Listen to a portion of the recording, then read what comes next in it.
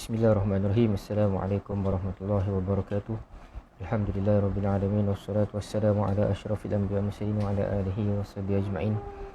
Qala subhanaka la ilma lana illa ma 'allamtana innaka antal alimul hakim wa la haula wa la quwwata illa billahil aliyyil azim. Allahumma shalli ala sayyidina Muhammad al-Fatihi lima ughliq wal khatimi lima sabaq nasiril haqqi bil haqq wal hadi ila siratikal mustaqim. Sallallahu alaihi wa ala alihi wa sahbihi haqqa qadrihi wa miqdarihil azim.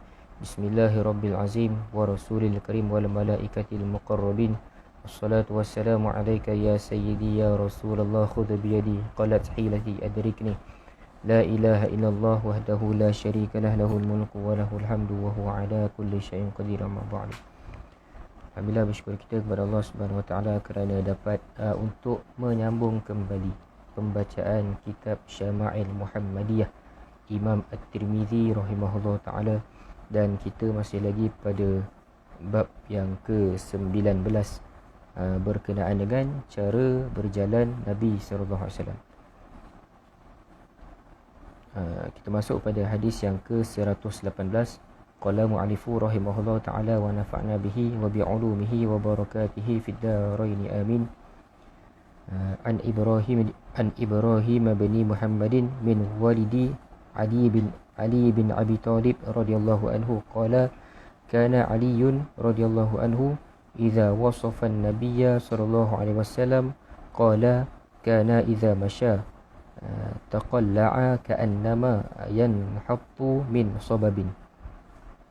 Maksudnya diriwayatkan daripada Ibrahim bin Muhammad yang merupakan salah seorang daripada anak cucu Sayyidina Ali bin Abi Talib radhiyallahu anhu berkata, Sayyidina Ali radhiyallahu anhu ketika menceritakan tentang sifat Nabi sallallahu alaihi wasallam, beliau berkata, tatkala baginda berjalan dengan langkah kuat dan tegap, seakan-akan turun ke tempat yang curam atau berjalan dari tempat yang tinggi ke tempat yang rendah. Jadinya dalam hadis ini Sayyidina Ali karamallahu wajhah menceritakan bahawa Nabi SAW itu berjalan dengan langkah yang kuat dan juga tegap. Bukannya Nabi SAW itu jalan dengan lemah gemalai, lemah dan sebagainya, tidak ada semangat berjalan, seret kaki, bukan. Nabi SAW ini berjalan dengan langkah yang kuat dan tegap. Dalam hadis yang lain disebutkan iza zala qali'a, apabila baginda berjalan, kaki baginda diangkat dengan tegap. Itu riwayat yang lain lah. Kalau dalam riwayat ni berkata Nabi SAW itu berjalan dengan langkah yang kuat dan tegap. Tapi kalau riwayat yang lain, baginda berjalan, kaki baginda itu diangkat dengan tegap, seolah-olah baginda mencabut atau menanggalkan kakinya daripada tanah, iaitu cara berjalan seorang yang kuat dan bersungguh-sungguh dan mempunyai himmah ataupun cita-cita yang tinggi. Jadi ini Nabi SAW ni bukan berjalan dengan malas lah. Nabi tidak berjalan dengan keadaan yang malas, tapi Nabi SAW berjalan dengan langkahnya itu langkah yang tegap dan kuat, bukan langkah yang macam tak bermaya dan sebagainya. Itu Nabi SAW. Nabi tidak suka berjalan dengan perlahan. Macam kita bacakan hadis yang sebelum ni, Nabi SAW itu berjalan dengan pantas. Nabi SAW berjalan dengan pantas. Nabi tidak berjalan dengan perlahan. Dan macam hadis yang sebelum ni kita bacakan bahawa Nabi SAW itu jalan seperti biasa, tetapi para sahabat sampai kena macam nak tiru cara Nabi berjalan itu, sahabat sehinggakan memenatkan diri mereka sendiri. Itu menunjukkan bahawa Nabi SAW ini telah biasa berjalan dengan agak pantas dan agak laju lah. Pantas di sini bukan bermakna tergopoh gapah, tetapi yang sederhana lah, pantas yang sederhana. Ungkapan hadis yang ada dalam yang kita bacakan tadi itu, ka'annama yanhattu min sababin, bermaksud seolah-olah berjalan di muka bumi yang curam. Nabi SAW itu kalau dia berjalan seakan-akan dia turun daripada bukit yang curam, daripada tebing yang curam, dia menurun. Jadinya maksudnya Nabi SAW tu jalan dengan laju lah, tetapi bukan dengan keadaan berlari. Bukan dengan keadaan berlari. Asal maknanya ialah turun dari tempat tinggi ke tempat rendah. Maksud hadis ialah menyamakan cara Nabi SAW berjalan sama seperti seorang yang turun dari tempat tinggi ke tempat rendah, di mana cara berjalannya cepat, bukannya perlahan. Kalau macam kita biasa tengok orang yang turun baru lepas hiking ataupun dia turun daripada bukit, dia akan automatik dia akan berjalan dengan laju lah. Kalau dia berjalan dengan perlahan, nanti dia macam agak agak menyakitkan kaki dia lah. Tapi kalau dia berjalan dengan agak pantas, maka dia akan, badannya itu akan condong sedikit ke hadapan. Tapi bukan condong yang macam nak patuk orang, bukan. Dia condong yang sederhana, yang condong ke hadapan itu bermakna dia, Nabi SAW itu berjalan dengan kadar yang agak laju lah, bukan perlahan. Namun tidaklah terlalu laju, akan tetapi pertengahan sahaja. Nabi SAW dia walaupun berjalan dengan agak pantas, tapi bukanlah berjalan dengan terlalu laju, tetapi dengan kelajuan yang sederhana. Kelajuan yang sederhana sahaja, pertengahan. Sebab apa? Sebab Nabi SAW ini suka perkara yang apabila dibuat itu adalah perkara yang sederhana. Sebab apa? Sebab ada hadis Nabi SAW yang Nabi SAW bersabda, sebaik-baik perkara adalah di pertengahan ataupun sederhana. Itu. Seterusnya hadis yang ke-119. Hadis yang ke-119, An Ali bin Abi Talib radhiyallahu anhu qala kana Nabiy sallallahu alaihi wasallam idza masya takaffa'a takaffuan ka'annama yanhattu min sababin. Maksudnya diriwayatkan daripada Ali bin Abi Talib radhiyallahu anhu, beliau berkata, Nabi SAW apabila berjalan, badannya condong ke depan seolah-olah turun ke tempat yang curam. Dalam hadis ini juga Sayyidina Ali radhiyallahu anhu menceritakan bahawa Nabi SAW itu apabila berjalan, badannya condong ke depan, dengan maksud ketika baginda itu berjalan, badan Nabi SAW itu kelihatan melonjak ke depan sebagaimana seorang yang sedang berjalan menuruni tempat yang curam.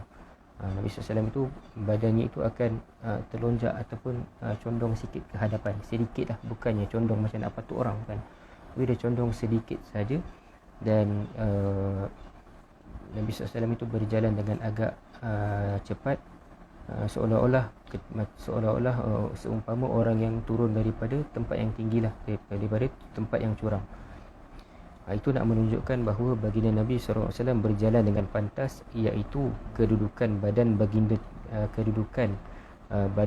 Nabi itu teguh dan juga langkah baginda itu besar. Nabi SAW itu berjalan, kedudukan badannya itu sangat teguh dan langkah kakinya itu agak besar lah. Bukan sebagaimana cara berjalan orang sombong yang langkahnya rapat-rapat. Yang cara berjalan sebegitu adalah cara berjalan wanita. Orang yang sombong ni dia suka jalan macam berlagak, action dan sebagainya. Tapi Nabi SAW ini berjalan dengan agak pantas dan langkahnya itu agak besar, bukan langkah yang pendek. Pantas di sini bukanlah terlalu pantas, tetapi lebih kepada sederhana. So kita kena ingatlah, bukan pantas yang macam berlari, tapi pantas yang macam kita berjalan biasa, tapi kita berjalan dengan agak pantas lah, tapi dalam kelajuan yang sederhana sahaja, bukannya kelajuan yang sangat-sangat laju. Itu. Jadinya pengajaran daripada hadis yang kita bacakan ini, kita dapatlah lihat bagaimana cara Nabi SAW itu berjalan, iaitu Nabi itu berjalan dengan agak laju dan langkah-langkah baginda itu agak besar dan tegap, dan langkah kaki baginda itu agak besar, dan juga postur badannya itu agak tegap. Itu. Namun tidaklah bermakna baginda berjalan dengan tergopoh-gapah.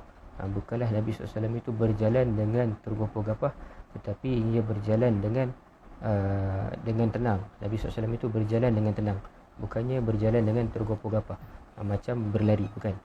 Dia itu Nabi SAW itu hanya berjalan dengan tenang dan kelajuan itu hanya sederhana. Kelajuan hanya sederhana, bukannya pantas yang sangat-sangat laju macam berlari, bukan.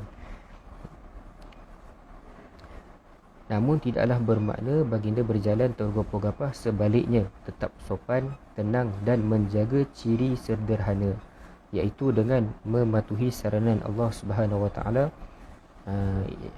A'udzubillahi minasyaitonir rajim. Afaman ya'lamu annama unzila ilaika min rabbik rabbikal haqqu kaman huwa a'ma innama yatadhakkaru ulul albab. Itu dalam surah Luqman ayat yang ke-19, yang bermaksud, dan sederhanakanlah langkahmu semasa berjalan, juga rendahkanlah suaramu semasa berkata-kata. Sesungguhnya seburuk-buruk suara ialah suara keldai. Ini apa yang Nabi SAW itu mematuhi apa yang disarankan, apa yang diperintahkan oleh Allah Subhanahu Wa Taala.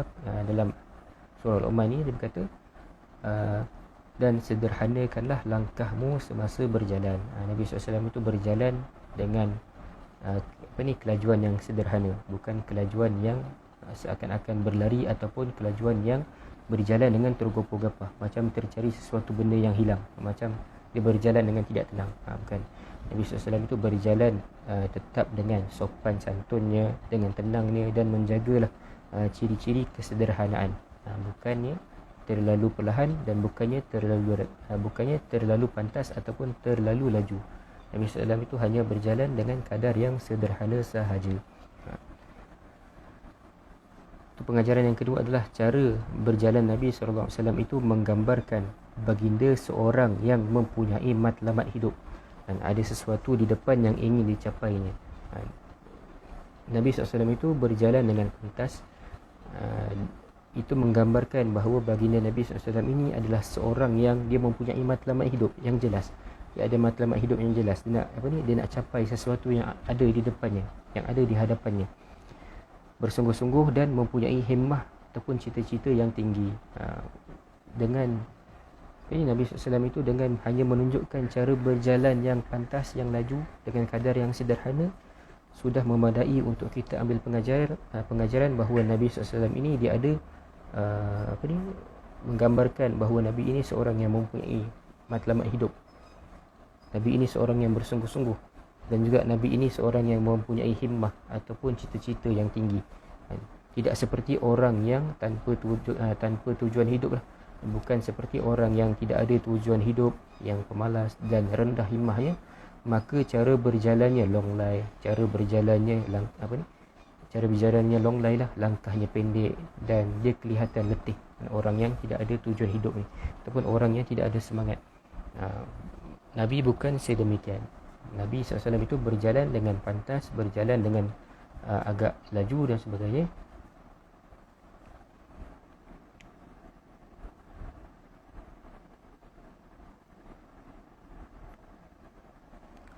Tapi tidak kurang lah, tidak kurang sedikit pun mengurangkan Nabi SAW punya tujuan hidup lah. Jadinya setakat itu saja perkongsian hadis pada tengah hari ini. Wallahu subhanahu wa ta'ala a'lam. InsyaAllah kita berjumpa pada hari esok insyaAllah. Assalamualaikum warahmatullahi wabarakatuh.